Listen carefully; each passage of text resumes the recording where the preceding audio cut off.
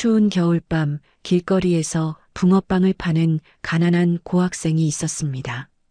수능 만점에 가까운 성적을 받았지만 병든 어머니의 병원비를 마련하기 위해 대학 진학을 포기하고 매일 밤 포장마차 앞에 서 있었죠. 그런데 어느 날 대기업 부사장의 9살 딸이 그 청년을 보고 갑자기 소리쳤습니다. 엄마, 저 오빠 우리 아빠랑 붕어빵처럼 닮았네? 그 말 한마디가 20년 동안 깊이 묻혀있던 비밀을 깨우고 한 재벌 가족의 운명을 송두리째 뒤흔들어 놓게 되는데, 과연 이 청년과 재벌 가족 사이에는 어떤 비밀이 숨겨져 있는 걸까요? 이야기가 궁금하시다면 구독과 좋아요 눌러주세요. 댓글로 지금 어디서 시청하고 계신지 소통해 주신다면 앞으로 더 좋은 영상 제작에 큰 힘이 됩니다. 11월 말에 차가운 바람이 거리를 스쳐 지나가는 오후였습니다. 대기업 부사장 강민준의 아내 윤지연은 딸 강하인의 손을 잡고 백화점을 나서고 있었어요. 쇼핑백을 든 윤지연의 발걸음은 빨랐습니다. 오늘따라 집에서 기다리고 있을 남편 생각에 마음이 급했던 거죠. 사실 민주는 오늘 일찍 퇴근한다고 했어요. 윤지연은 남편이 좋아하는 저녁 메뉴를 준비하고 싶었고, 그러려면 시장에도 들러야 했습니다. 9살 아이는 엄마의 빠른 걸음을 따라가느라 숨이 찼지만 백화점에서 받은 예쁜 리본 머리띠를 만지작거리며 행복해했어요. 분홍색 리본이 저녁 햇살에 반짝이고 아이는 집에 가서 아빠에게 이 머리띠를 자랑할 생각에 벌써부터 설레었습니다. 거리에 네온사인들이 하나둘 켜지기 시작하고 퇴근길 사람들로 인도가 북적이던 그때였습니다. 익숙하면서도 달콤한 붕어빵 냄새가 아이네 코끝을 스쳤어요. 엄마, 붕어빵 냄새. 엄마, 저기 붕어빵 아저씨다. 아인이 윤지연의 손을 잡아당기며 신나게 외쳤습니다. 아인아, 우리 집에 가서 간식 먹자. 길거리 음식은 위생도 그렇고 엄마가 집에서 맛있는 거 해줄게. 윤지연은 쇼핑백을 든 손을 바꿔주며 아인을 달랬습니다. 엄마, 그냥 한 번만, 냄새만 맡을게. 딱 한 번만 볼게. 아인아, 우리 늦었어. 아빠 오늘 일찍 오신다고 했잖아. 하지만 아이는 이미 포장마차 쪽으로 고개를 돌리고 있었어요. 그 또렷한 눈동자가 무언가에 고정되어 움직이지 않았습니다. 낡은 포장마차 앞에는 5명 정도의 손님들이 줄을 서 있었습니다. 김이 모락모락 피어오르는 붕어빵 틀 앞에서 한 청년이 조심스럽게 반죽을 붓고 있었어요. 김도현, 19살. 이제 막 고등학교를 졸업할 나이였지만 그의 어깨는 그 나이보다 훨씬 더 무거운 짐을 지고 있는 것처럼 보였습니다. 수능에서 만점에 가까운 성적을 받았지만 그 영광스러운 순간을 뒤로한 채 지금 이 자리에 붕어빵을 굽고 있는 그였죠.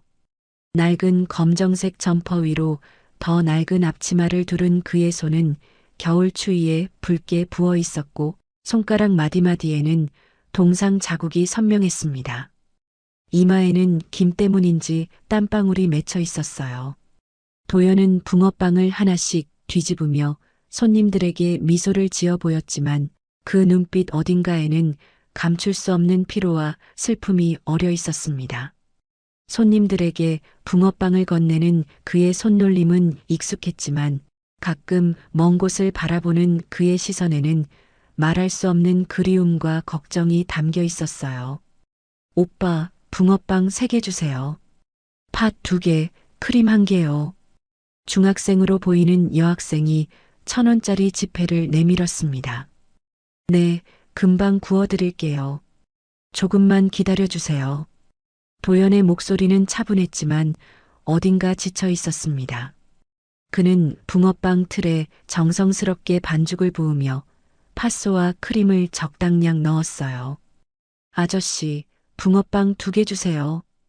이번에는 아인이 포장마차 앞으로 다가가며 외쳤습니다. 윤지연은 작게 한숨을 쉬며 결국 지갑을 꺼냈어요. 학생, 붕어빵 2개요. 얼마죠? 1,000원입니다. 감사합니다. 여기 있어요. 윤지연이 1,000원을 건네며 시계를 흘끔 보았습니다. 벌써 6시가 다 되어가고 있었습니다. 아이는 포장마차 옆에 서서 붕어빵이 구워지는 모습을 신기한 듯 바라보고 있었어요. 노란 전구 불빛 아래서 김이 피어오르는 붕어빵 틀, 그 앞에서 집게로 조심스럽게 붕어빵을 뒤집는 청년의 모습이 아인의 눈에는 마치 그림처럼 보였습니다. 도연이 손님의 주문을 받고 구워진 붕어빵을 종이봉투에 담기 위해 고개를 살짝 옆으로 돌리는 순간이었습니다. 포장마차의 노란 전구 불빛이 도연의 옆얼굴을 비추었고 그 순간 아인의 눈이 커다랗게 떠졌어요.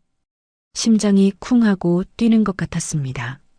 아인의 머릿속에는 집 거실에 걸려 있는 아버지의 젊은 시절 사진이 또렷하게 떠올랐어요. 20살 무렵 대학 입학사진 속 아버지의 모습과 지금 눈앞에 이 청년의 옆모습이 놀라울 정도로 닮아 있었던 거예요. 같은 이마선, 같은 코의 각도, 같은 턱선, 심지어 귀의 모양까지. 아이는 그 사진을 매일 보면서 자랐기 때문에 아버지의 젊은 얼굴을 누구보다 잘 알고 있었습니다. 엄마. 아인이 갑자기 큰 소리로 외쳤습니다.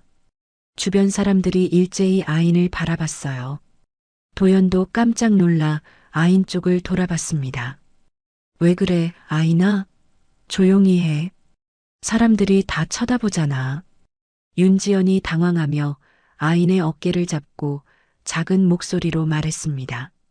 하지만 아인의 입은 이미 열려 있었어요. 엄마, 저 오빠 우리 아빠랑 붕어빵처럼 닮았네? 진짜 똑같아. 엄마 안 보여? 아인의 순수한 외침에 포장마차 앞 사람들이 웃음을 터뜨렸어요. 누군가는 애가 귀엽네 하고 중얼거렸고 또 누군가는 요즘 애들은 참 재미있어 하며 고개를 저었습니다. 도연은 당황한 표정으로 잠시 멈칫했습니다. 붕어빵 집게를 든 손이 공중에 그대로 멈춰 있었어요. 아인을 바라보는 그의 얼굴에는 순간적인 놀라움과 어색함, 그리고 알 수 없는 슬픔이 스쳐 지나갔습니다. 아이는 전혀 눈치채지 못하고 진지한 표정으로 도연과 엄마를 번갈아 보며 고개를 끄덕였어요.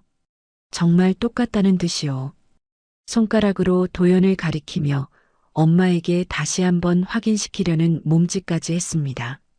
하지만 윤지연의 얼굴은 순식간에 굳어졌습니다. 뺨이 살짝 붉어지더니 시선이 불안하게 흔들렸어요. 그녀는 황급히 아인의 손을 잡아 끌며 포장마차에서 멀어졌습니다. 아유, 애가 헛소리를 한다. 정말 미안해요, 학생. 붕어빵은 됐어요. 우리 그냥 갈게요. 윤지연의 목소리는 평소와 달리 떨리고 있었습니다. 아, 네. 괜찮습니다. 조심히 들어가세요. 도연이 어색하게 대답했지만 윤지연은 이미 아인을 데리고 빠른 걸음으로 그 자리를 벗어나고 있었습니다. 그녀의 손에 쥐어진 쇼핑백이 흔들리고 구두굽이 보도블록을 급하게 두드렸어요. 엄마, 붕어빵은? 나 붕어빵 먹고 싶은데. 엄마가 사준다고 했잖아. 아인이 뒤를 돌아보며 항의했습니다. 집에 가서 먹을 거 많아. 빨리 와. 아빠 기다리신다고. 윤지연의 목소리에는 평소와 다른 날카로움이 섞여 있었어요. 무언가를 피하려는 듯한 불안한 기운이 감돌았습니다. 엄마가 이상해. 화났어? 아니야, 화 안 났어. 그냥 빨리 가야 해.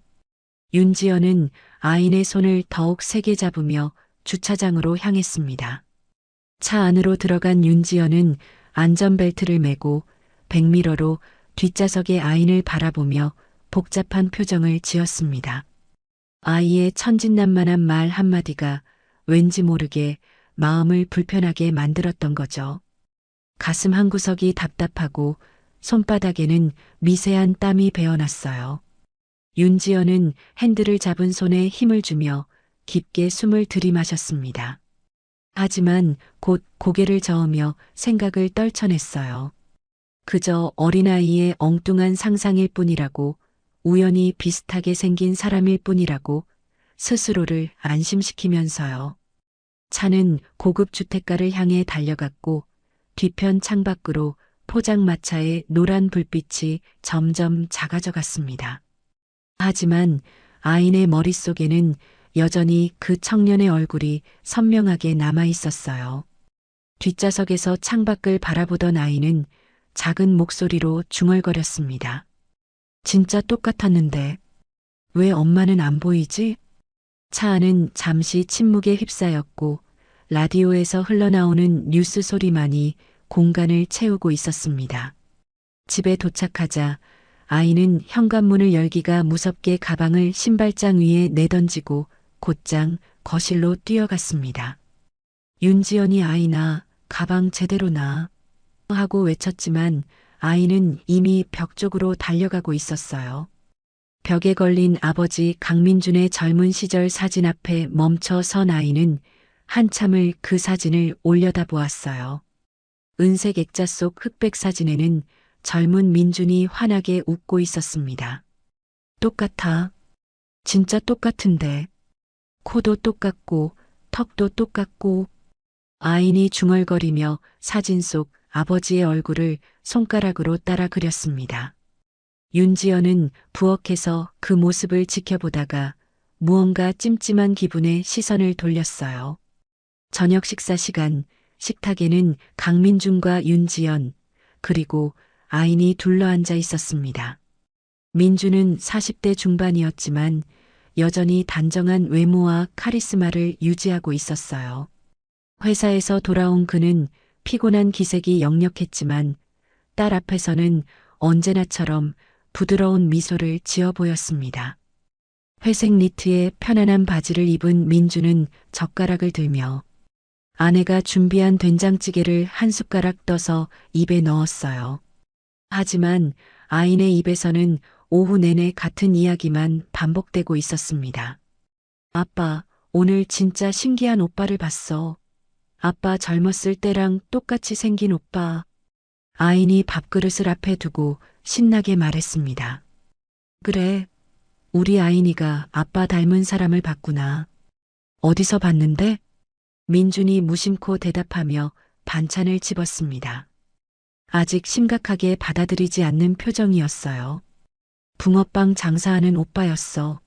길에서 봤는데 진짜야. 옆모습이 거실에 있는 아빠 사진이랑 똑같았어. 똑같았다니까? 그치, 엄마.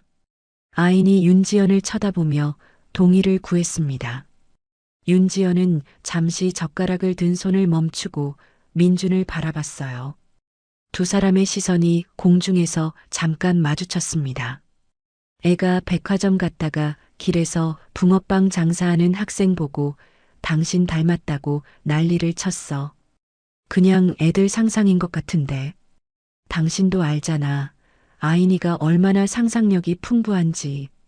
윤지연이 애써 가볍게 말했지만 그녀의 목소리에는 미묘한 긴장감이 섞여 있었습니다. 그랬구나. 근데 붕어빵 장사? 요즘 그런 애들도 있나? 민주는 가볍게 웃으며 고개를 끄덕였지만 왠지 모를 불편함이 가슴 한편에 스며들었습니다. 붕어빵 장사를 하는 청년이라니. 왜인지 그 단어가 마음에 걸렸어요. 응, 우리 학교 오빠들보다 더 커 보였어. 아빠, 내가 그림 그려줄게. 기다려. 진짜 똑같이 그려줄 거야. 아인이 식사를 절반쯤 마치자마자 자리에서 벌떡 일어나 자기 방으로 뛰어갔어요. 민준과 윤지연은 잠시 서로를 바라보았습니다. 무언가 말하려다가 결국 아무 말도 하지 않았어요. 10여 분 뒤 아이는 그림 일기장을 들고 다시 거실로 나왔습니다. 작은 손에 꼭 쥐어진 그림 일기장에는 오늘 날짜가 적혀 있었어요. 색연필로 정성껏 그린 그림에는 노란 전구가 켜진 포장마차 앞에서 붕어빵을 굽고 있는 청년의 모습이 담겨 있었습니다. 아인이 그린 청년의 얼굴은 비록 어설프고 단순했지만 묘하게도 민준의 젊은 시절 모습을 떠올리게 하는 무언가가 있었어요. 옆모습의 선, 머리 스타일, 심지어 서 있는 자세까지. 민준은 그 그림을 받아들고 한참을 말없이 바라보았습니다. 그의 얼굴에서 미소가 서서히 사라지고 눈빛이 깊어졌어요. 그림 속 청년의 모습이 자꾸만 20년 전 자신의 모습과 겹쳐 보였습니다. 손끝이 차갑게 식어가는 것을 느끼며 민주는 그림을 더욱 가까이 들여다보았어요. 아빠 똑같지? 나 그림 잘 그렸지? 아인이 자랑스럽게 물었습니다. 응, 그래, 잘 그렸다. 우리 아인이 그림 실력이 늘었네.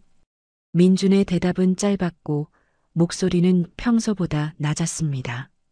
윤지연은 설거지를 하다가 남편의 달라진 표정을 눈치챘어요. 민준의 어깨가 미세하게 굳어 있었고 그림을 보는 그의 눈빛에는 무언가 흔들리는 감정이 담겨 있었습니다. 당신 괜찮아? 얼굴이 안 좋아 보이는데. 윤지연이 행주를 놓고 거실로 다가오며 물었습니다. 응, 괜찮아.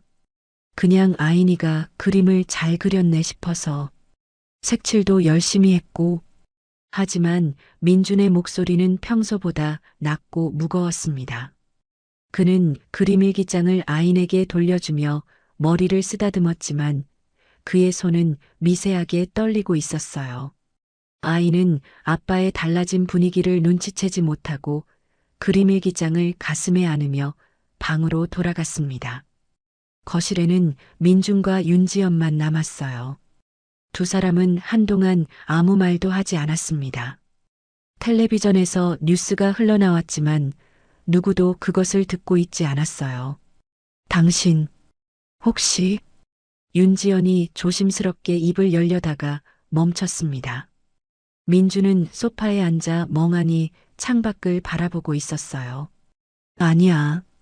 그냥 피곤해서 그래. 오늘 회의가 길었어. 민준이 먼저 대답했습니다. 하지만 그의 눈빛은 계속해서 어딘가 먼 곳을 응시하고 있었어요. 그날 밤 민준은 잠자리에 누워서도 좀처럼 잠을 이루지 못했습니다. 옆에서는 윤지연의 고른 숨소리가 들려왔지만 민준의 머릿속은 복잡한 생각들로 가득 차 있었어요. 아인의 말과 그 그림이 계속해서 머릿속을 맴돌았고 그와 함께 20년 전 묻어버렸던 기억 하나가 천천히 수면 위로 떠오르기 시작했던 거예요. 대학 시절 도서관에서 만났던 그 사람. 이수미. 수미의 맑은 눈동자와 부드러운 미소가 어둠 속에서 선명하게 떠올랐습니다. 그리고 아버지 강태호의 단호한 목소리가 귓가에 울렸어요. 그 여자와는 안 돼. 우리 가문에 어울리지 않는 집안이야. 당장 헤어져. 민주는 침대 위에서 몸을 뒤척였습니다. 20년이 지났지만 그때의 아픔은 여전히 생생했어요. 그리고 지금 아인이 그린 그 청년의 모습이 자꾸만 눈앞에 아른거렸습니다. 만약, 정말 만약에. 민주는 눈을 감았지만 잠은 오지 않았고 불안과 죄책감이 가슴을 짓눌렀습니다. 창밖에서는 찬바람이 불어왔고 나뭇가지가 창문을 긁는 소리가 적막한 밤을 더욱 무겁게 만들었어요. 다음 날 아침 강민주는 평소보다 일찍 눈을 떴습니다. 사실 제대로 잠을 잔 것도 아니었어요. 밤새 뒤척이다가 새벽 5시쯤 되어서야 겨우 얕은 잠에 빠졌던 민주는 2시간 만에 다시 깨어났습니다. 침대 옆 탁자 위에 놓인 시계는 오전 7시를 가리키고 있었어요. 옆에서는 윤지연이 아직 깊은 잠에 빠져 있었습니다. 민주는 조심스럽게 침대에서 일어나 서재로 향했어요. 문을 닫고 책상 앞에 앉은 민주는 서랍에서 오래된 앨범 하나를 꺼냈습니다. 먼지가 살짝 앉은 그 앨범은 20년 동안 한 번도 열어보지 않았던 것이었어요. 손이 떨렸습니다. 민주는 천천히 앨범을 펼쳤고 첫 페이지에는 대학 시절 자신의 모습이 담긴 사진들이 붙어 있었습니다. 그리고 그 옆에는 이수미가 있었어요. 환하게 웃고 있는 수미의 모습이 20년의 세월을 뛰어넘어 그를 바라보고 있었습니다. 수미야. 민준의 입에서 작은 중얼거림이 새어나왔습니다. 그는 사진 속 수미의 얼굴을 손가락으로 조심스럽게 어루만졌어요. 그리고 다시 아인이 그린 그림이 떠올랐습니다. 붕어빵을 굽고 있던 그 청년. 민주는 가슴이 조여드는 것을 느꼈어요. 설마 그럴 리가. 하지만 그의 목소리에는 확신이 없었습니다. 오히려 두려움이 가득했어요. 민주는 앨범을 다시 서랍에 넣고 휴대전화를 집어들었습니다. 화면을 켜고 연락처를 스크롤하다가 한 이름 앞에서 멈췄어요. 비서 박 과장. 민주는 잠시 망설이다가 결국 전화를 걸었습니다. 여보세요, 부사장님. 이른 아침에 무슨 일이십니까? 박 과장, 지금 통화 괜찮나? 네, 물론입니다. 말씀하십시오. 민주는 깊게 숨을 들이마셨습니다. 급하고 중요한 일인데 아주 은밀하게 처리해야 하네. 절대로 다른 사람에게 알려져서는 안 돼. 부회장님께도 회사 누구에게도. 전화기 너머로 박 과장의 긴장하는 기척이 들렸어요. 알겠습니다. 무슨 일이신지요? 민주는 조심스럽게 말을 이었습니다. 목소리를 최대한 낮추고 서재문이 닫혀 있는지 다시 한번 확인했어요. 그는 박 과장에게 도연에 대해 설명했습니다. 19살쯤 되어 보이는 청년, 붕어빵 장사를 하고 있는 학생, 그리고 그의 어머니에 대한 정보가 필요하다고 했어요. 특히 어머니의 이름과 졸업한 대학 등 집중적으로 조사해달라고 부탁했습니다. 박 과장은 놀라움을 감추지 못했지만 곧 침착하게 대답했어요. 알겠습니다, 부사장님. 최대한 신속하고 은밀하게 처리하겠습니다. 언제까지 필요하십니까? 오늘 안으로. 늦어도 내일 아침까지는 결과를 알고 싶네. 네, 최선을 다하겠습니다. 전화를 끄는 민주는 책상에 앉아 한동안 움직이지 않았습니다. 창밖으로 아침 해가 떠오르고 있었지만 민준의 마음은 점점 더 어두워지고 있었어요. 만약 그 청년이 만약 수미가 아이를 낳았다면, 그리고 그 아이가 지금 붕어빵 장사를 하면서 힘겹게 살아가고 있다면, 민주는 눈을 감았습니다. 죄책감이 파도처럼 밀려왔어요. 내가 뭘 한 거야. 작은 중얼거림이 서재의 정적을 깼습니다. 하지만 대답해줄 사람은 아무도 없었어요. 그날 저녁 민주는 회사 일을 일찍 마치고 집으로 돌아왔습니다. 윤지연은 저녁 준비를 하고 있었고 아이는 숙제를 하고 있었어요. 평범한 일상이었지만 민준의 마음은 전혀 평범하지 않았습니다. 식사 시간 내내 민주는 말이 없었어요. 젓가락으로 반찬을 집었다가 내려놓기를 반복했고 밥그릇을 들여다보기만 할 뿐 제대로 먹지 못했습니다. 당신 오늘 입맛이 없어? 밥도 거의 안 먹고. 윤지연이 걱정스러운 표정으로 물었습니다. 아니야. 그냥 회사 일이 좀 복잡해서 그래. 괜찮아. 민준이 억지로 미소를 지으며 대답했지만 그의 눈빛은 여전히 흔들리고 있었어요.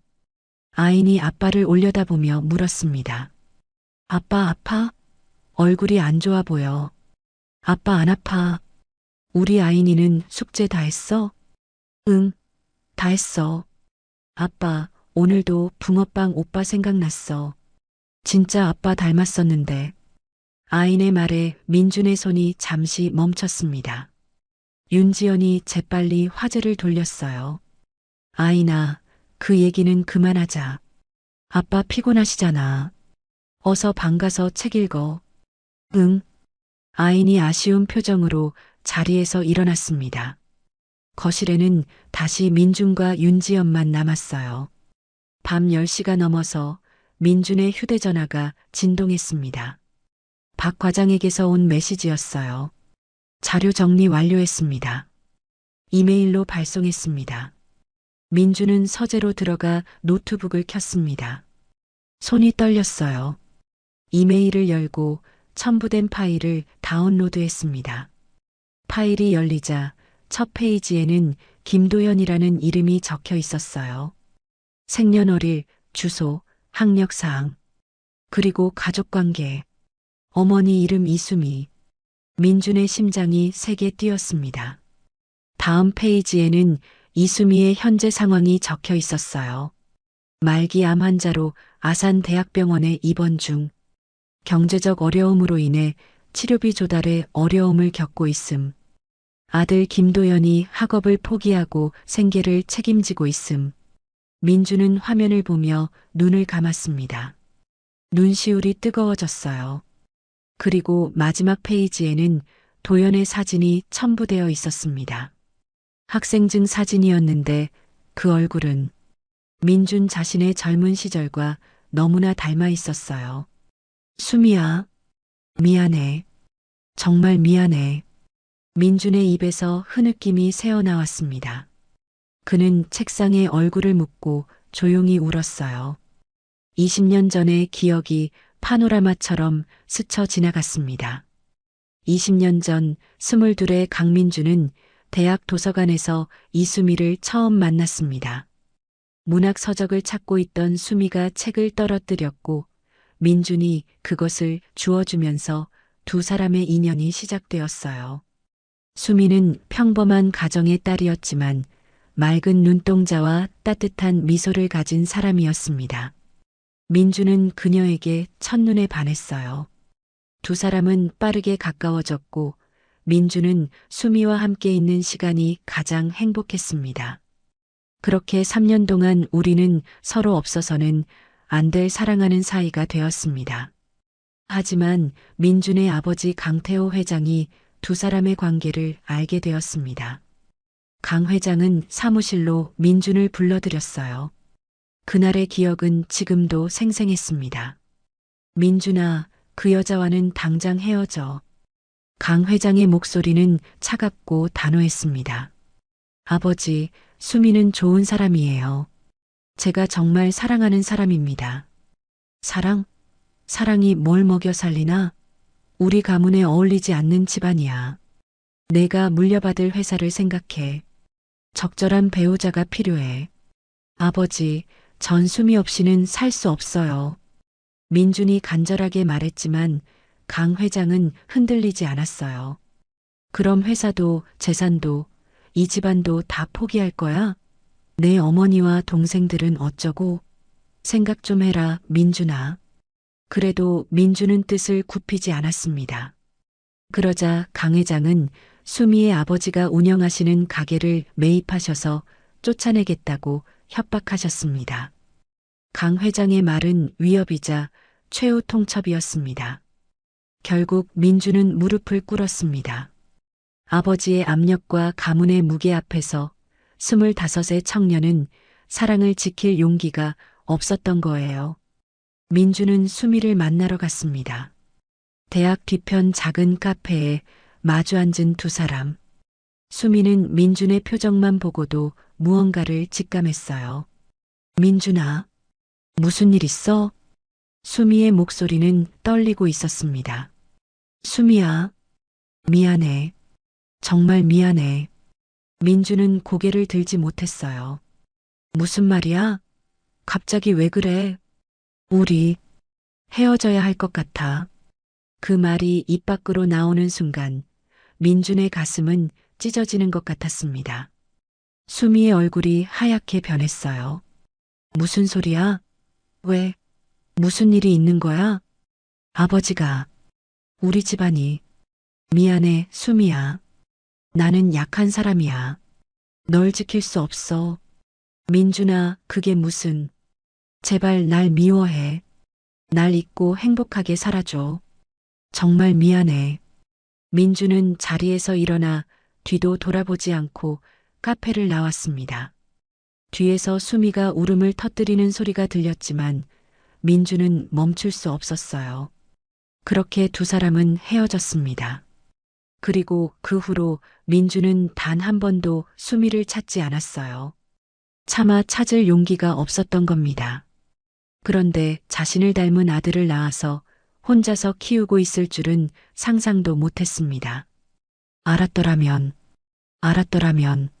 민주는 두 손으로 얼굴을 감싸고 소리 없이 굵은 눈물을 흘렸습니다. 민주는 과거의 기억에서 벗어나 다시 현재로 돌아왔습니다. 노트북 화면에는 여전히 도연의 사진이 떠 있었어요. 민주는 재킷을 집어들고 서재를 나왔습니다. 거실에서 텔레비전을 보고 있던 윤지연이 놀라 물었어요. 어디 가려고? 벌써 밤 11시야. 급한 일이 생겼어. 금방 다녀올게. 무슨 일인데? 이 시간에? 회사 일이야. 걱정 마. 민주는 그렇게 말하고 현관문을 열었습니다. 윤지연은 뭔가 이상함을 느꼈지만 더 이상 묻지 않았어요. 민준이 집을 나서자 차가운 밤바람이 얼굴을 스쳤습니다. 민주는 차에 올라타 시동을 걸었어요. 목적지는 박 과장이 보내준 자료에 적혀 있던 도연의 포장마차 위치였습니다. 30분쯤 달렸을까요? 민준의 차는 번화가 한쪽 골목에 멈춰 섰습니다. 조금 떨어진 곳에 노란 전구가 켜진 포장마차가 보였어요. 민주는 시동을 끄고 차 안에 앉아 포장마차를 바라보았습니다. 낡은 포장마차 앞에는 여전히 몇 명의 손님들이 붕어빵을 사러 줄을 서 있었어요. 그리고 그 앞에서 김이 피어오르는 붕어빵 틀을 다루는 청년이 보였습니다. 도연이었어요. 민주는 숨을 죽이고 도연을 지켜보았습니다. 포장마차의 불빛 아래에서 도연은 정성스럽게 붕어빵을 구워 손님들에게 건네고 있었어요. 낡은 앞치마를 두른 그의 모습은 고단해 보였지만 손님들에게는 항상 미소를 잃지 않았습니다. 민준의 가슴이 먹먹해졌어요. 저 청년이 자신의 아들이라니. 20년 동안 자신은 무엇을 했는가? 편안한 집에서 따뜻한 식사를 하며 딸과 아내와 행복한 시간을 보내는 동안 저 청년은 어떤 삶을 살아왔을까? 그리고 수미는 지금 병원에 누워 있다고 했습니다. 도연아? 민주는 작게 중얼거렸습니다. 그 이름을 부르는 것만으로도 가슴이 아팠어요. 1시간, 2시간이 흘렀습니다. 민주는 차 안에서 움직이지 않고 도연을 지켜보았어요.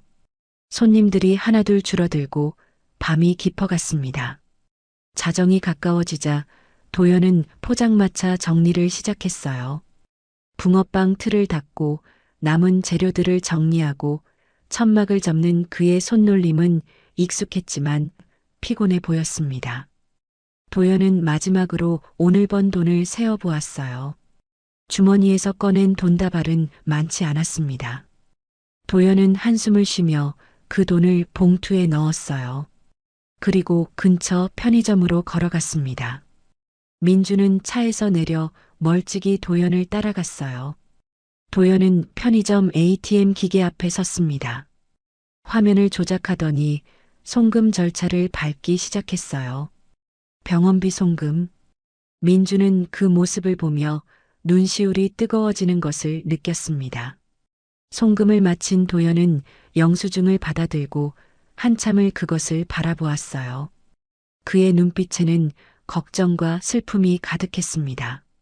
엄마, 조금만 버텨줘. 내가 꼭 살려낼게. 꼭. 도연의 작은 중얼거림이 밤 공기를 타고 흘러왔습니다. 민주는 그 소리를 듣고 가슴이 무너지는 것 같았어요. 도연은 편의점을 나와 천천히 밤하늘을 바라보았습니다. 수능 만점 받으면 뭐하나. 대학도 못 가고 엄마, 미안해. 내가 무능해서. 도연의 독백이 밤하늘로 흩어졌습니다. 그는 막차인 듯 보이는 버스를 탔습니다. 민주는 그 모습을 보며 그 자리에서 움직일 수가 없었어요. 버스가 완전히 사라질 때까지 민준의 눈에서 눈물이 흘러내렸습니다. 차가운 바람이 불었지만 민주는 움직이지 않았어요. 죄책감과 후회, 그리고 뒤늦은 부성애가 그의 가슴을 짓눌렀습니다. 내가 이렇게 만든 거야. 도연아, 미안하다. 정말 미안하다. 민주는 도연이 바라본 하늘을 올려다보며 조용히 울었습니다. 거리의 가로등 불빛이 그의 눈물을 비추었어요. 20년 만에 민주는 자신이 저지른 과오의 무게를 온전히 느끼고 있었습니다. 한참 후 민주는 자신의 차로 돌아왔습니다. 핸들을 잡은 손은 여전히 떨리고 있었어요. 시동을 걸고 민주는 집으로 향했습니다. 하지만 그의 머릿속은 복잡한 생각들로 가득 차 있었어요. 어떻게 해야 할까? 도연에게 다가가야 할까? 수미를 만나야 할까? 윤지연에게는 어떻게 말해야 할까? 수많은 질문들이 꼬리를 물고 이어졌지만 명확한 답은 나오지 않았습니다. 집에 도착했을 때는 새벽 1시가 넘어 있었어요.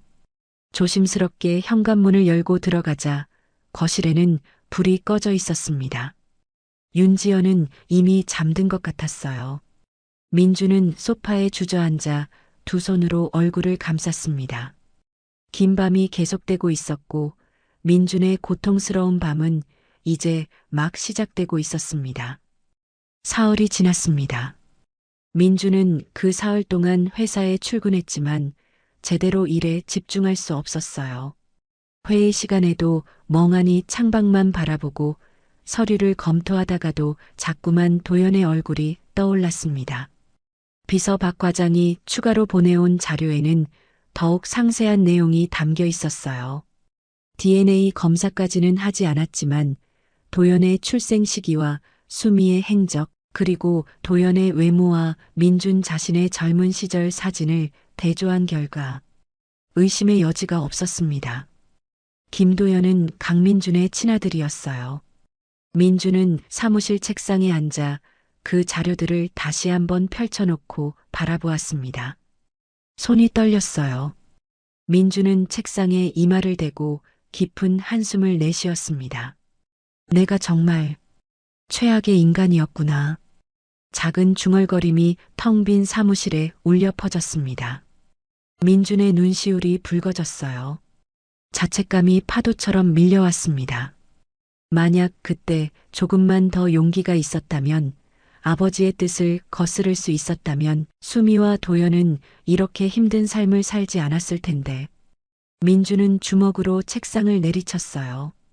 둔탁한 소리가 났지만 그의 가슴속 통증을 가라앉히기에는 부족했습니다. 부사장님, 괜찮으십니까? 밖에서 박 과장의 목소리가 들려왔습니다. 괜찮네. 그냥 혼자 있고 싶으니 아무도 들어오지 말라고 해. 알겠습니다. 민주는 자리에서 일어나 창가로 걸어갔어요. 고층 빌딩 창밖으로 도시의 풍경이 펼쳐져 있었지만 민준의 눈에는 아무것도 보이지 않았습니다. 그날 저녁 민주는 집으로 돌아가지 않고 병원으로 향했습니다. 박 과장이 보내준 자료에는 이수미가 입원해 있는 병원과 병실 번호까지 적혀 있었어요. 아산대학병원 종합병동 7층 702호. 민주는 차를 병원 주차장에 세우고 한동안 핸들을 잡은 채 움직이지 않았습니다. 심장이 빠르게 뛰었어요. 20년 만에 수미를 다시 만난다는 것. 그것도 그녀가 병상에 누워있는 상황에서. 민주는 눈을 감고 깊게 숨을 들이마셨습니다. 그리고 마침내 차에서 내렸어요. 병원 로비는 조용했습니다. 저녁 시간이라 문병객들도 많지 않았어요.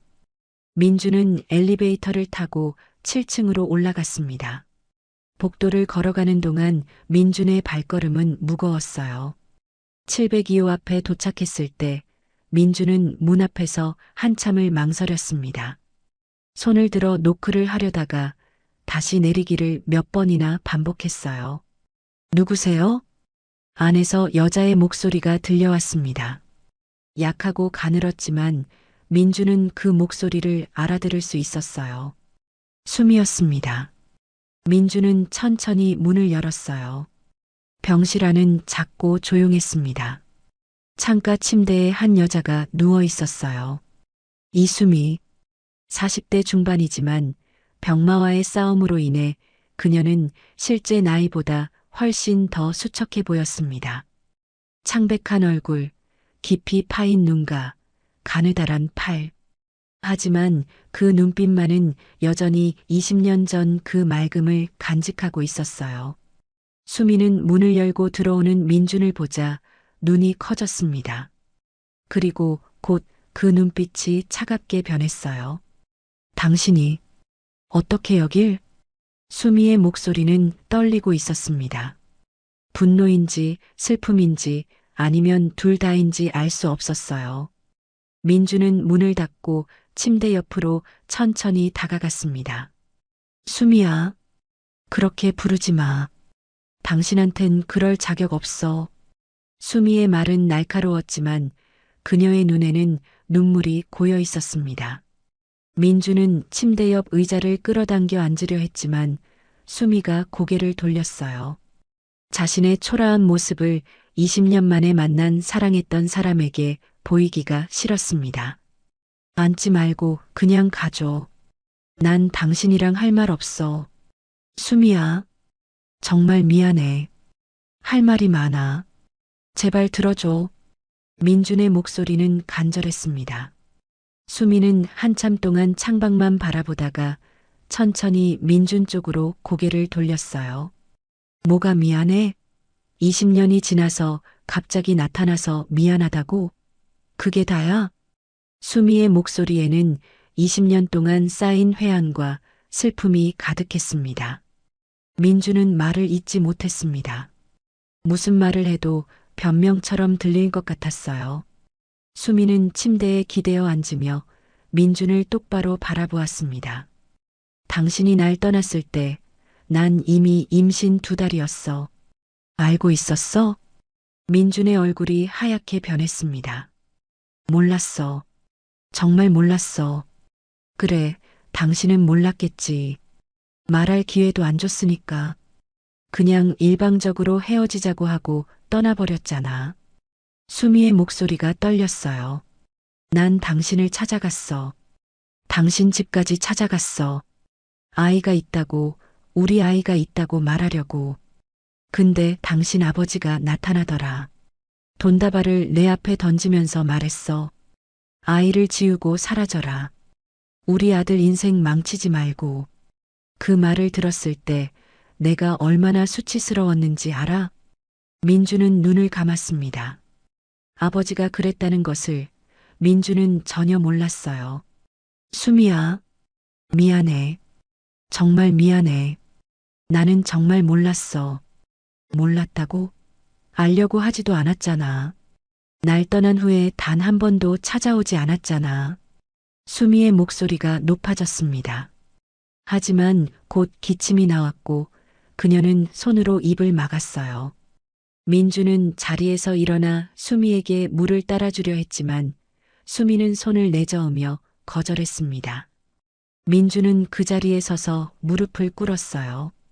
병실 바닥에 무릎을 대고 민주는 고개를 숙였습니다. 수미야, 당신 말대로 나 정말 비겁한 인간이야. 용서를 구할 자격도 없는 거 알아. 하지만 제발, 제발 내 말 좀 들어줘. 나 너무 늦게 알았어. 도연이가 있다는 것도, 내가 이렇게 아프다는 것도, 내가 20년 동안 얼마나 겁쟁이였는지 후회하고 있어. 민준의 목소리는 떨리고 있었고 눈에서는 눈물이 흘러내렸습니다. 수미는 그런 민준을 내려다보며 한참을 아무 말도 하지 않았어요. 그녀의 눈에서도 눈물이 흘러내리고 있었습니다. 일어나. 무릎 꿇어봤자 달라지는 건 없어. 수미의 목소리는 여전히 차갑지만 이전보다는 조금 누그러진 것 같았어요. 민주는 천천히 일어나 다시 의자에 앉았습니다. 도연이 훌륭하게 키웠더라. 민준이 조심스럽게 말했습니다. 수미는 창밖을 바라보며 말했어요. 훌륭하게 자랐지. 당신 없이도. 아니, 당신이 없어서 더 잘 자랐는지도 몰라. 수미의 목소리에는 자부심이 섞여 있었습니다. 수미는 천천히 이야기를 시작했습니다. 도연을 혼자 낳고 혼자 키우며 살아온 20년의 세월에 대해서요. 처음에는 너무나 힘들었다고 했어요. 홀로 계신 아버지께 신세를 지고 싶지 않았던 수미는 배를 불룩하게 내민 채 일자리를 구하러 다녔지만 아무도 그녀를 받아주지 않았습니다. 결국 작은 식당에서 설거지 일을 하며 돈을 모았고 도연을 낳은 후에는 아이를 업고 다니며 일했다고 했습니다. 잠은 하루에 4시간도 못 잤고 밥은 제대로 먹지 못했습니다. 하지만 도연이를 보면 힘이 났다고 했어요. 도연은 어려서부터 똑똑했고 착했습니다. 초등학교에 들어가서는 항상 반에서 1등을 했고 중학교, 고등학교를 거치며 전국 모의고사에서도 상위권을 유지했어요. 선생님들은 모두 도연이가 서울대에 갈 거라고 했습니다. 수미는 그 말을 들을 때마다 가슴이 벅찼어요. 자신이 아들에게 해줄 수 있는 건 별로 없었지만 도연은 스스로 훌륭하게 자라주었으니까요. 그런데 내가 아프기 시작했어. 작년 봄부터였어. 처음엔 그냥 피곤한 줄 알았는데 병원에 갔더니 말기암이라고 하더라. 수미의 목소리가 잠시 멈췄습니다. 민주는 주먹을 꽉 쥐며 그녀의 말을 들었어요. 도연이는 그 사실을 알고 학교를 그만두려고 했어. 수능도 포기하고. 근데 내가 막았어. 제발 수능만은 보라고. 그래서 도연이는 수능을 받고 거의 만점에 가까운 성적을 받았어. 수미의 눈에서 눈물이 흘러내렸습니다. 근데 그게 무슨 소용이야. 나 때문에 도연이는 지금 대학 진학을 포기하고 붕어빵 장사를 하면서 내 병원비를 대고 있어. 내가 도연이한테 짐이 된 거야. 수미는 얼굴을 손으로 가리며 흐느꼈습니다. 민주는 자리에서 일어나 수미의 손을 잡으려 했습니다. 하지만 수미는 손을 뿌리쳤어요. 손대지 마. 당신이 동정하는 거 원하지 않아. 동정이 아니야, 수미야. 나 정말 도연이를 돕고 싶어. 내 아들이잖아. 늦었지만 지금부터라도 돈으로 해결하려고. 당신네 집안이 늘 그랬듯이? 수미의 목소리는 차갑게 식었습니다. 민주는 고개를 저었어요. 아니야. 돈만 주고 끝낼 생각 없어. 나 지금부터라도 진짜 아버지가 되고 싶어. 도연이한테. 아버지? 20년 동안 얼굴 한 번 비치지 않았던 사람이 무슨 아버지야? 수미의 말은 날카로웠지만 민주는 반박하지 않았어요. 그녀의 말이 모두 맞았으니까요. 두 사람은 한동안 침묵 속에 있었습니다. 수미는 숨을 고르며 천천히 말을 이었어요. 민준 씨, 내가 당신을 부른 게 아니야. 당신이 스스로 온 거잖아. 그럼 내 부탁 하나만 들어줘. 수미의 목소리는 이전보다 부드러워졌습니다. 민주는 고개를 끄덕이며 대답했어요. 뭐든지 말해. 내가 할 수 있는 건 다 할게. 수미는 힘겹게 침대에 기대어 앉으며 민준을 똑바로 바라보았습니다. 그녀의 눈빛은 단호했어요. 도연이는 지금 돈이 필요해. 내 병원비도 생활비도 앞으로의 학비도. 하지만 그게 전부가 아니야.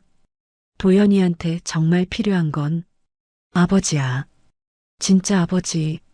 돈으로 책임을 대신하는 게 아니라 진심으로 도연이를 아끼고 사랑해주는 아버지. 당신이 그런 아버지가 될 수 있어? 수미의 질문은 무겁게 민준의 가슴에 내려앉았습니다. 민주는 눈을 감고 깊게 숨을 들이마셨어요. 할 수 있어. 아니, 할 거야. 꼭 그런 아버지가 될게. 쉽지 않을 거야. 도연이는 강한 아이지만 동시에 상처도 많은 아이야. 아버지 없이 자란 아이가 얼마나 외로운지 알아? 학교에서 아버지, 직업을 쓸 때마다 아버지 없다고 친구들한테 놀림받을 때마다 도연이가 얼마나 아팠을지. 수미의 목소리가 떨렸습니다. 도연이는 당신을 미워할 거야. 당신이 누군지 알게 되면 왜 이제 와서 나타났냐고, 왜 진작 찾아오지 않았냐고 물을 거야. 그래도 당신은 견딜 수 있어? 민주는 고개를 끄덕였습니다. 견딜게. 도연이가 나를 얼마나 미워하든 원망하든 다 받아들일게. 내가 할 수 있는 건 그것뿐이니까. 수미는 한참 민준을 바라보다가 작게 고개를 끄덕였어요. 좋아. 그럼 약속해. 당신의 돈이 아니라 당신의 진심으로 도연이를 지켜줘. 도연이가 꿈을 포기하지 않도록, 세상을 믿을 수 있도록, 따뜻한 사람으로 성장할 수 있도록 곁에 있어줘. 그게 내 마지막 부탁이야. 마지막 부탁이라는 말에 민준의 가슴이 철렁했습니다. 수미는 이미 자신의 시간이 얼마 남지 않았다는 것을 알고 있었던 거예요. 민준은 수미의 손을 잡았고 이번에는 수미가 뿌리치지 않았습니다. 약속할게, 수미야. 내 목숨을 걸고 약속할게. 도연이를 지킬게. 내가 못해준 20년을 채울게. 수미는 작게 미소 지었습니다. 오랜만에 짓는 진심 어린 미소였어요. 고마워, 민준 씨. 이 말을 할 수 있어서 조금은 마음이 놓여. 두 사람은 한참 동안 손을 잡은 채 아무 말도 하지 않았습니다. 창밖으로 해가 지고 있었고 병실은 어둠 속으로 잠겨들고 있었어요. 20년의 시간이 그렇게 조용히 흘러가고 있었습니다. 민주는 병실을 나서며 복도에서 멈춰 섰어요. 눈물이 멈추지 않았습니다. 수미의 마지막 부탁. 그것은 동시에 수미의 마지막 용서이기도 했습니다. 같은 시각 강민준의 집에서는 윤지연이 거실 소파에 앉아 휴대전화를 들여다보고 있었습니다. 남편 민준에게서 온 문자 메시지였어요. 오늘도 늦을 것 같아. 먼저 자. 미안해. 짧은 문장이었지만 윤지연의 마음은 편하지 않았습니다. 사실 민주는 지난 며칠 동안 집에 제대로 들어오지 않았어요. 회사 일이 바쁘다고 했지만 윤지연의 직감은 뭔가 다른 일이 있다고 말하고 있었습니다. 민준의 눈빛이 달랐어요. 불안하고 슬프고 무언가에 사로잡혀 있는 듯한 눈빛. 윤지연은 휴대전화를 내려놓고 창밖을 바라보았습니다. 당신, 도대체 무슨 일이 있는 거야? 작은 중얼거림이 텅 빈 거실에 울려 퍼졌습니다. 아이는 이미 잠들어 있었고 집안은 조용했어요. 하지만 그 조용함 속에는 불안이 가득했습니다. 윤지연은 시아버지 강태호 회장에게 전화를 걸어볼까 생각했지만 결국 하지 않았어요. 괜히 큰일을 만들고 싶지 않았으니까요. 하지만 마음 한구석의 불안은 점점 커져만 갔습니다. 며칠 후 강태호 회장은 자신의 서재에서 비서를 불러들였습니다. 70대 초반의 강 회장은 여전히 날카로운 눈빛과 카리스마를 유지하고 있었어요. 요즘 민준이 뭐하고 다니나? 회장님, 그게 부회장님께서 최근 개인적인 일정이 많으신 것 같습니다. 개인적인 일정? 무슨 일정인데? 강 회장의 목소리가 차갑게 가라앉았습니다. 비서는 조심스럽게 대답했어요. 정확히는 모르겠습니다만 며칠 전부터 병원을 자주 방문하시는 것 같습니다. 병원? 민준이가 아픈가? 아니, 그런 건 아닌 것 같고 문병을 가시는 것으로 보입니다. 강 회장은 눈을 가늘게 뜨며 비서를 바라보았습니다. 누구 문병?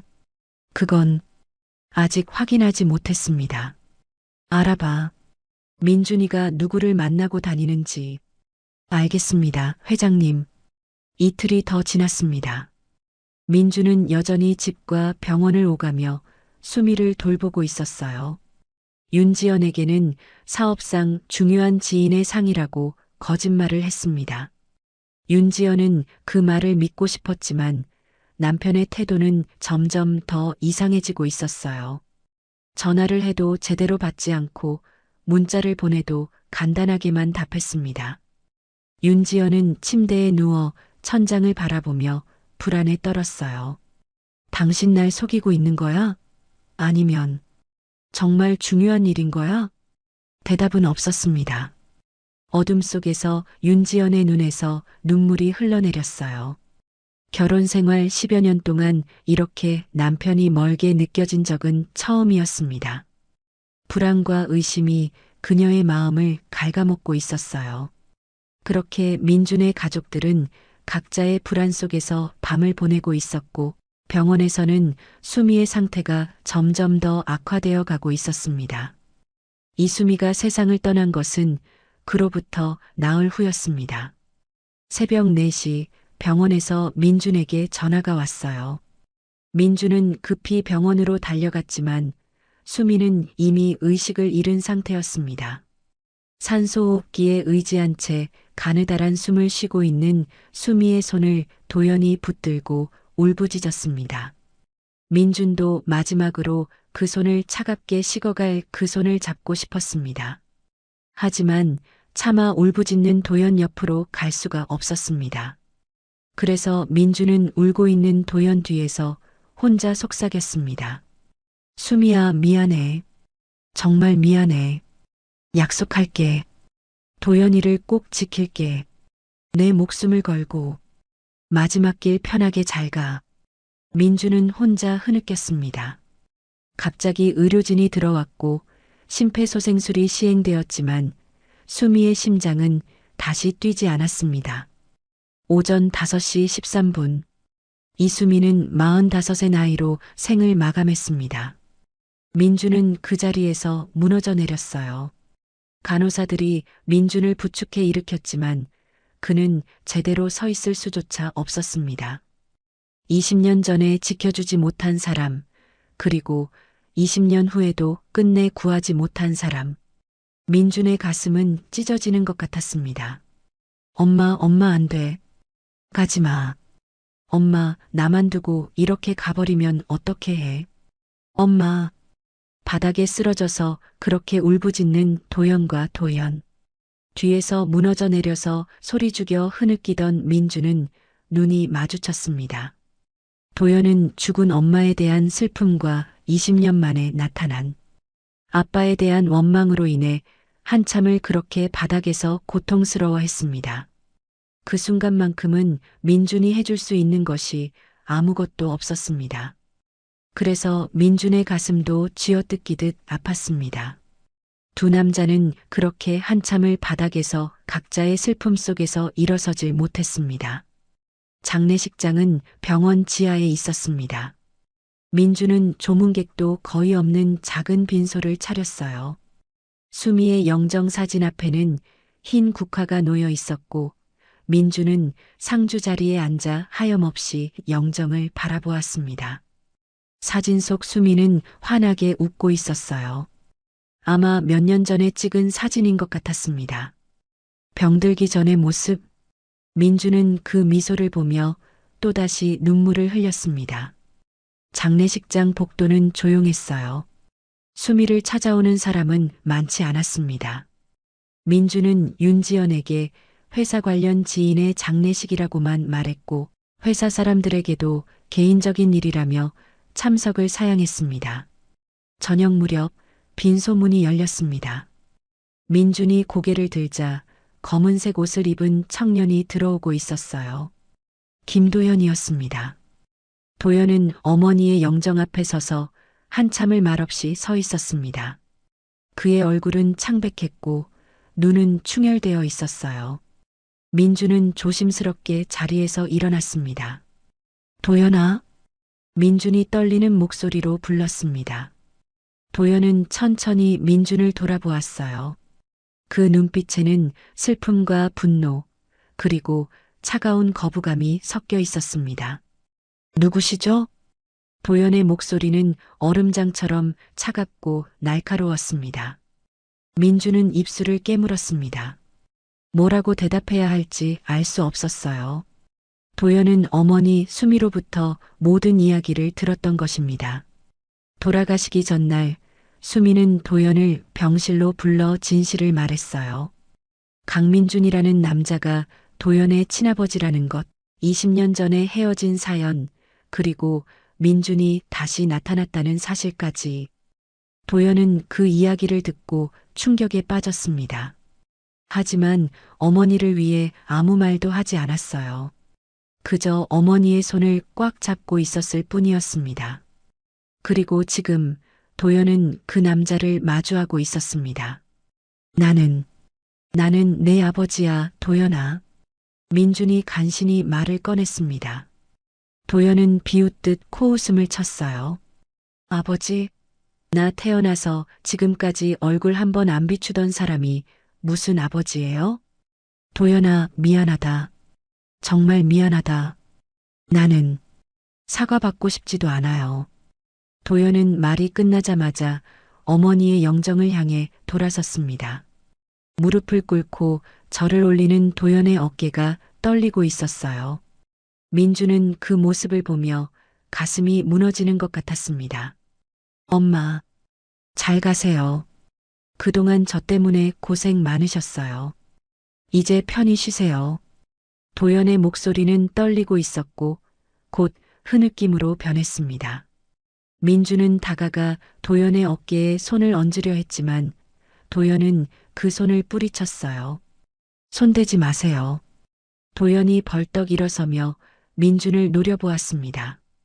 도연의 눈에는 눈물이 가득했지만 그 눈빛은 결연했습니다. 민준은 한 걸음 뒤로 물러서며 고개를 숙였어요. 도연아, 나한테 화내고 원망해도 괜찮아. 다 내 잘못이야. 하지만 뭐죠? 이제 와서 아버지 노릇하고 싶으세요? 돈 주면서 책임 다했다고 하실 건가요? 도연의 말은 날카로웠습니다. 민주는 고개를 저었어요. 아니야. 나는 정말 너를 돕고 싶어. 진짜 내 아버지가 되고 싶어. 필요 없습니다. 당신의 돈도, 당신의 동정도, 당신이라는 사람 자체가 필요 없어요. 전 20년 동안 아버지 없이도 잘 살았습니다. 앞으로도 그럴 거예요. 도연은 그렇게 말하고 빈소를 나가려 했습니다. 민주는 황급히 도연의 앞을 막아섰어요. 도연아, 제발 내 말 좀 들어줘. 내 엄마가, 수미가 나한테 부탁했어. 너를 지켜달라고. 아버지의 진심으로. 엄마를 팔지 마세요. 도연이 소리쳤습니다. 복도에 있던 사람들이 일제히 이쪽을 바라봤어요. 엄마가 당신한테 뭘 부탁했든 전 상관없어요. 전 제 인생 제가 알아서 살 겁니다. 당신은 그동안 그랬던 것처럼 제 인생에서 사라져 주세요. 도연은 민준을 밀치고 빈소를 빠져나갔습니다. 민준은 그 자리에 서서 도연의 뒷모습을 바라보았어요. 복도 끝으로 사라지는 도연의 모습. 민준은 무릎이 풀려 그 자리에 주저앉았습니다. 도연아, 미안하다. 정말 미안하다. 민준의 흐느낌이 텅 빈 빈소에 울려 퍼졌습니다. 같은 시각 강민준의 집에서는 아인이 아빠 걱정에 잠을 이루지 못하고 있었습니다. 며칠째 제대로 집에 들어오지 않는 아빠. 전화를 해도 목소리가 슬퍼 보이는 아빠. 아이는 자기 방에 누워 천장을 바라보며 생각했어요. 아빠가 힘들어하는 이유가 뭘까? 그리고 문득 붕어빵 오빠가 떠올랐습니다. 아빠와 똑같이 생긴 그 오빠. 혹시 아빠의 슬픔과 그 오빠가 관련이 있는 걸까? 아이는 침대에서 일어나 거실로 나왔어요. 윤지연은 소파에 앉아 텔레비전을 보고 있었지만 화면을 제대로 보고 있지 않았습니다. 그녀의 표정은 어두웠어요. 엄마, 아빠는 언제 와? 아인이 엄마 옆에 앉으며 물었습니다. 윤지연은 한숨을 쉬며 아인을 안았어요. 아빠 일이 바쁘신가 봐. 조금 있으면 오실 거야. 엄마도 걱정돼? 아빠가? 윤지연은 대답하지 않았습니다. 아이는 엄마의 얼굴을 올려다보며 말했어요. 엄마, 나 붕어빵 오빠 보러 가고 싶어. 아빠가 슬픈 게 그 오빠 때문인 것 같아. 윤지연은 놀라 아인을 바라봤습니다. 아인아, 그게 무슨 소리야? 아빠랑 그 학생이 무슨 관계가 있다고. 몰라. 근데 그냥 느낌이 그래. 엄마, 나 내일 붕어빵 오빠한테 가봐도 돼? 윤지연은 잠시 망설이다가 고개를 끄덕였습니다. 사실 그녀도 궁금했어요. 남편의 이상한 행동과 아인이 말하는 그 청년 사이에 무슨 관련이 있는지.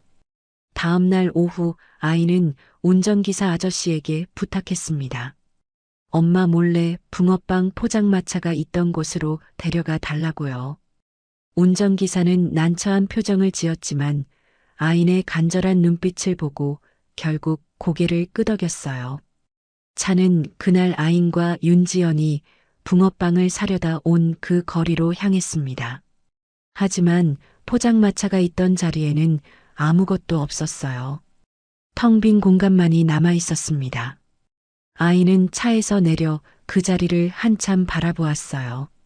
아저씨, 붕어빵 오빠는 어디 갔어요? 오늘 장사를 안 하나 보네. 운전기사가 대답했습니다. 아인의 얼굴이 슬퍼졌어요. 붕어빵 오빠를 만나서 아빠 이야기를 물어보려 했는데 아이는 한참을 그 자리에 서 있다가 다시 차에 올라탔습니다. 아저씨, 집으로 가요. 알겠어요, 아가씨. 차가 출발했습니다. 운전기사는 집으로 가는 가장 빠른 길을 택했어요. 그 길은 아산대학병원 앞을 지나가는 큰 길이었습니다. 차가 병원 앞 사거리를 지나가는데 아인이 갑자기 소리쳤어요. 아저씨, 잠깐만요. 차 세워주세요. 왜요, 아가씨? 무슨 일이에요? 저기 저 오빠. 아인이 차창 밖을 가리켰습니다. 병원 정문 옆 작은 정원 벤치에 한 청년이 앉아 있었습니다.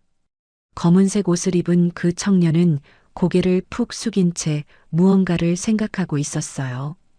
바로 도연이었습니다. 장례식장에서 나온 도연은 차마 집으로 돌아갈 수 없어 병원 밖 벤치에 앉아 어머니를 그리워하고 있었던 것입니다. 아이는 차 문을 열고 뛰어내렸어요. 운전기사가 황급히 뒤따랐습니다. 아가씨, 위험해요. 천천히. 하지만 아이는 이미 도연을 향해 달려가고 있었습니다. 작은 발걸음으로 숨을 헐떡이며 아이는 도연 앞에 멈춰 섰어요. 도연은 갑자기 나타난 아이를 보며 놀라 고개를 들었습니다. 빨간 머리띠를 한 9살 소녀. 도연은 그 얼굴을 기억하고 있었어요. 얼마 전 붕어빵 포장마차 앞에서 우리 아빠랑 붕어빵처럼 닮았다고 외쳤던 그 아이. 오빠, 기억나요? 저예요. 아인이 숨을 고르며 말했습니다. 도연은 잠시 멍하니 아인을 바라보다가 작게 고개를 끄덕였어요. 응, 기억나. 붕어빵 사러 왔던. 네. 오빠, 왜 여기 있어요? 붕어빵은 안 팔아요? 아인의 천진난만한 질문에 도연은 쓴웃음을 지었습니다. 응, 이제 안 팔아. 그만뒀어. 왜요? 오빠 붕어빵 맛있었는데. 도연은 대답하지 않았습니다. 그저 멀리 하늘을 바라볼 뿐이었어요. 아이는 도연의 슬픈 표정을 보며 가슴이 아팠습니다. 오빠가 울고 있는 것 같았어요. 눈물은 나지 않았지만 그 눈빛에는 깊은 슬픔이 담겨 있었습니다. 아이는 자신의 작은 가방을 열었어요.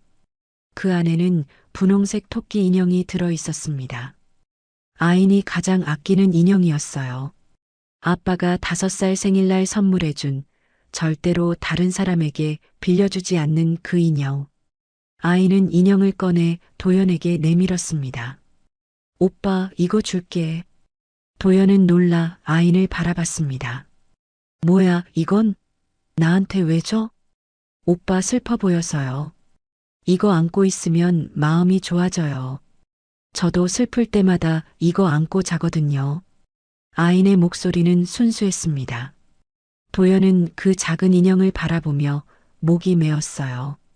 이 어린아이가 자신을 위로하려고 가장 소중한 것을 내밀고 있다는 게 믿기지 않았습니다. 아니야, 이건 내가 아끼는 거잖아. 나는 괜찮아. 아니에요. 오빠가 더 필요해요. 오빠 받아요. 아인이 도연의 손에 인형을 꼭 쥐어주었습니다. 도연은 그 작은 손을 느끼며 참았던 눈물이 흘러내리는 것을 막을 수 없었어요. 고마워. 정말 고마워. 도연의 목소리는 떨리고 있었습니다. 아이는 도연의 눈물을 보고 자신도 모르게 눈시울이 붉어졌습니다. 아이는 도연에게 다가가 작은 손으로 그의 손을 잡았어요. 오빠, 울지 마요. 오빠 아프면 제가 위로해 줄게요. 넌 참 착한 아이구나. 도연은 인형을 가슴에 안으며 눈물을 닦았습니다. 이 아이가 누군지, 왜 자신을 이렇게 걱정하는지 정확히는 몰랐지만 그 순수한 마음이 도연의 얼어붙은 가슴을 녹이고 있었어요. 아이는 도연 옆에 앉아 함께 하늘을 바라보았습니다. 두 사람은 한참 동안 아무 말도 하지 않았어요. 그저 나란히 앉아 겨울 하늘을 바라볼 뿐이었습니다. 그 순간만큼은 도연의 마음에 작은 위로가 스며들고 있었습니다. 아가씨, 이제 가야 해요. 사모님께서 걱정하실 거예요. 운전기사가 조심스럽게 말했습니다. 아이는 아쉬운 표정으로 일어났어요. 오빠, 저 가야 해요. 그 인형 꼭 안고 자요. 그럼 좋은 꿈 꿀 거예요. 응, 그럴게. 조심히 들어가.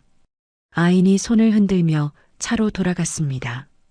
도연은 그 모습을 바라보며 가슴에 안긴 분홍색 토끼 인형을 내려다봤어요. 작고 낡은 인형이었지만 따뜻했습니다. 도연은 처음으로 작게 미소 지었습니다. 그날 밤 강태호 회장은 비서로부터 충격적인 보고를 받았습니다. 아들 민준이 20년 전 헤어진 여자의 장례식에 다녀왔다는 것, 그리고 그 여자에게 아들이 있다는 것. 강 회장은 서재에서 그 보고서를 읽으며 손이 떨렸어요. 이수미, 그 이름을 기억하고 있었습니다. 20년 전 자신이 직접 찾아가 돈을 던지며 쫓아낸 그 여자. 그리고 지금 그 여자는 죽었고 손자가 있다니. 강 회장은 의자에 주저앉았습니다. 내가 무슨 짓을 한 거야? 강 회장의 목소리는 떨리고 있었습니다. 20년 전의 선택이 얼마나 큰 비극을 만들었는지 이제야 깨닫게 된 것입니다. 아들의 인생을, 손자의 인생을, 그리고 그 여자의 인생을 망친 것은 바로 자신이었어요. 강 회장은 얼굴을 손으로 가리며 한숨을 내쉬었습니다. 후회가 밀려왔지만 이미 늦었습니다. 같은 시각 윤지연은 남편 민준이 보낸 문자를 보고 있었습니다. 내일 집에 갈게. 할 말이 있어. 짧은 문장이었지만 윤지연은 그 의미를 알 수 있었어요. 뭔가 큰일이 벌어졌다는 것을, 그리고 그것이 자신의 삶을 바꿀 것이라는 것을. 윤지연은 휴대전화를 내려놓고 창밖을 바라보았습니다. 눈이 내리기 시작하고 있었어요. 하얀 눈송이들이 어둠 속에서 천천히 내려왔습니다. 윤지연의 눈에서도 눈물이 흘러내렸어요. 무엇이 자신을 기다리고 있을지 두려웠습니다. 하지만 동시에 진실을 알아야 한다는 것도 알고 있었어요. 그렇게 강민준의 가족들은 각자의 불안과 슬픔 속에서 긴 밤을 보내고 있었습니다. 다음 날 저녁 강민준은 집으로 돌아왔습니다. 현관문을 열고 들어서는 그의 얼굴은 수척했고 눈가에는 지친 기색이 역력했어요. 거실에는 윤지연이 소파에 앉아 기다리고 있었습니다. 아이는 이미 잠들어 있었고 집안은 조용했어요. 민주는 재킷을 벗어 옷걸이에 걸고 천천히 윤지연에게 다가갔습니다. 두 사람은 한동안 서로를 바라보았어요. 윤지연의 눈빛에는 불안과 의문, 그리고 각오가 담겨 있었습니다. 지연아, 미안해. 당신한테 거짓말을 했어. 알고 있어. 사업상 지인의 상이 아니었지? 윤지연의 목소리는 차분했지만 그 안에는 억눌린 감정이 가득했어요. 민주는 눈을 감고 깊게 숨을 들이마셨습니다. 응, 아니었어. 그 사람은 내가 20년 전에 사랑했던 여자야. 윤지연의 얼굴이 굳어졌습니다. 예상은 했지만 직접 듣는 것은 달랐어요. 그래서 당신이 며칠 동안 집에도 안 들어오고 거짓말하면서까지 만난 사람이 옛 연인이었다는 거야? 지연아, 들어줘. 그 사람한테는 아들이 있었어. 내 아들. 그 말에 윤지연은 숨이 멎는 것 같았습니다. 민주는 천천히 모든 것을 이야기했습니다. 20년 전 아버지 강태호의 반대로 수미와 헤어졌던 일, 그리고 최근에 아인이 붕어빵 장사를 하는 청년을 보고 자신과 닮았다고 말한 것, 조사를 통해 그 청년이 자신의 친아들 도연이라는 것을 알게 된 일, 수미가 병원에 입원해 있다가 세상을 떠난 일까지.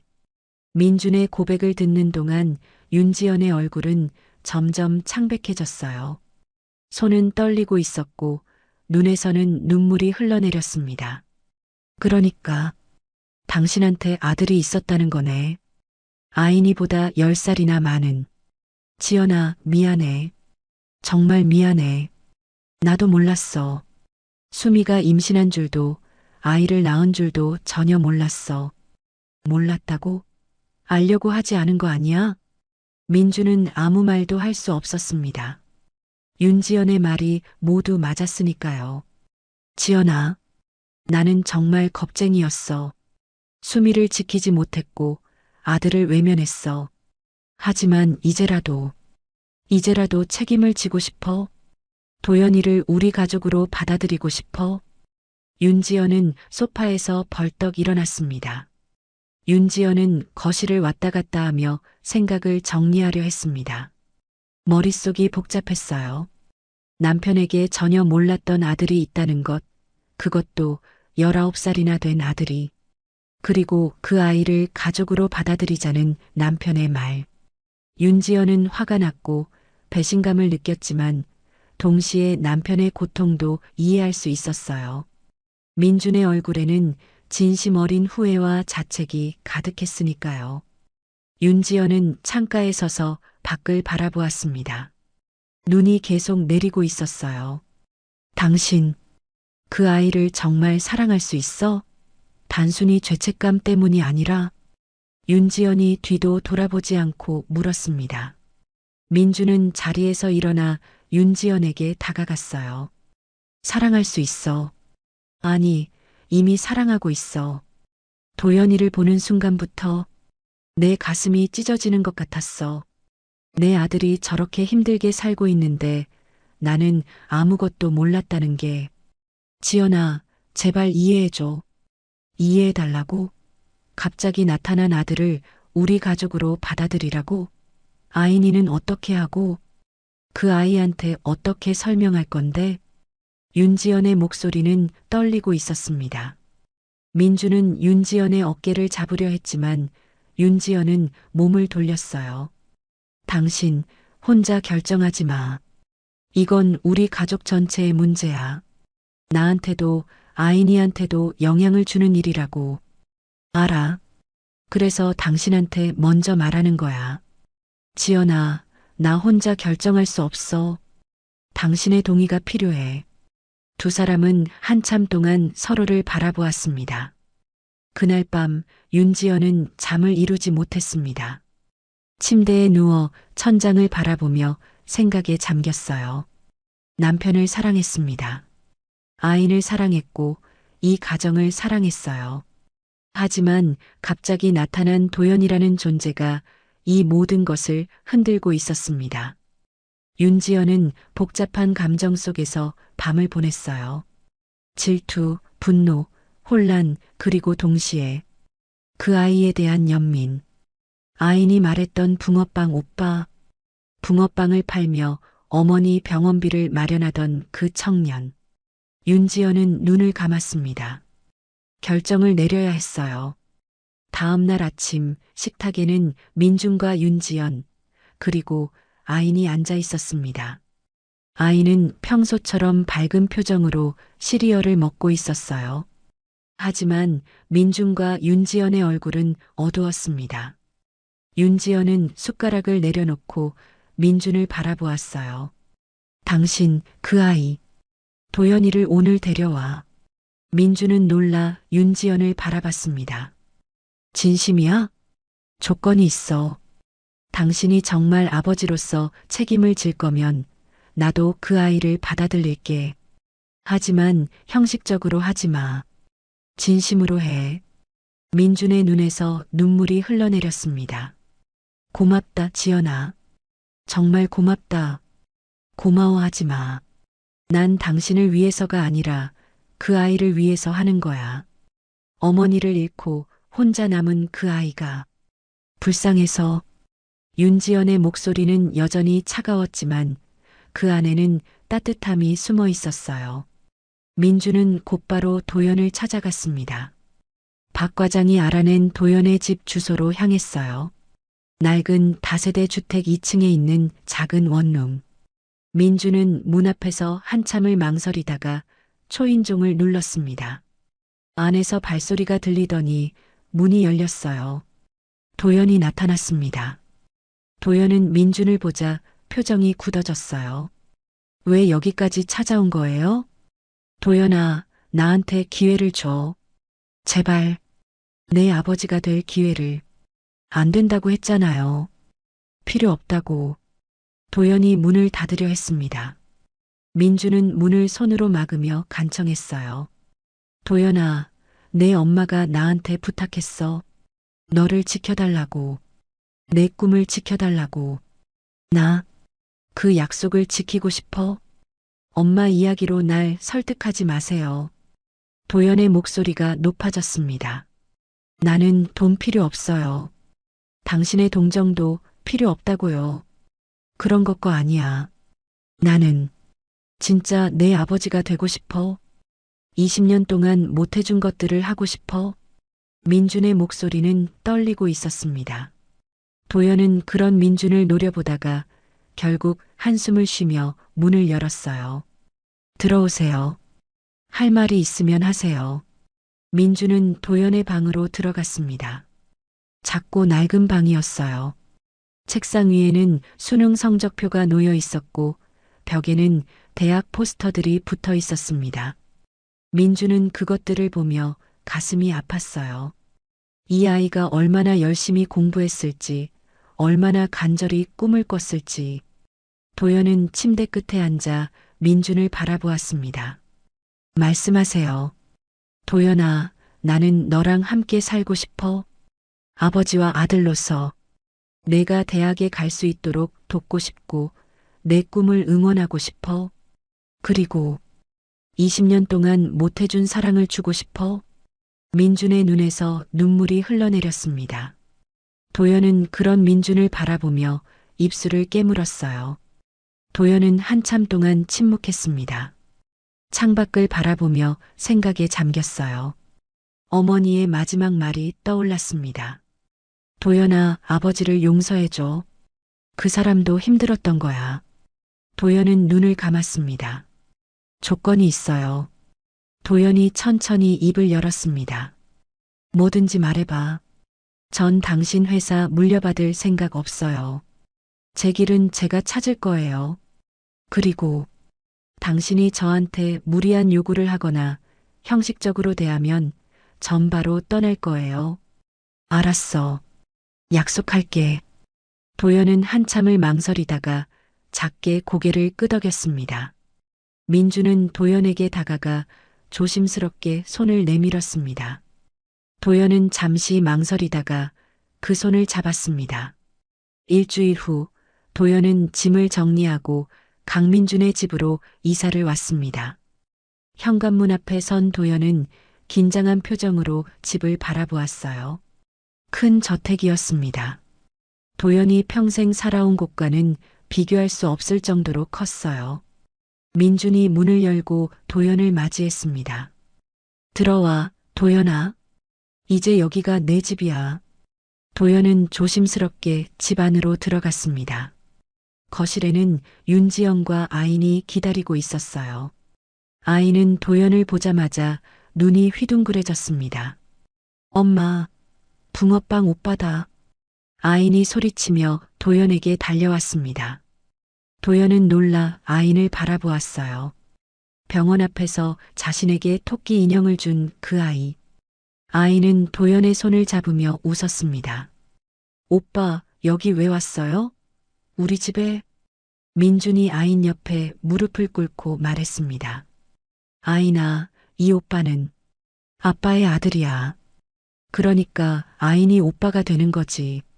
진짜요? 오빠가 우리 가족이 돼요? 아인의 얼굴이 환하게 밝아졌습니다.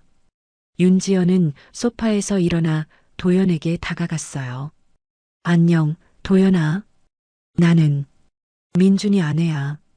앞으로 잘 지내보자.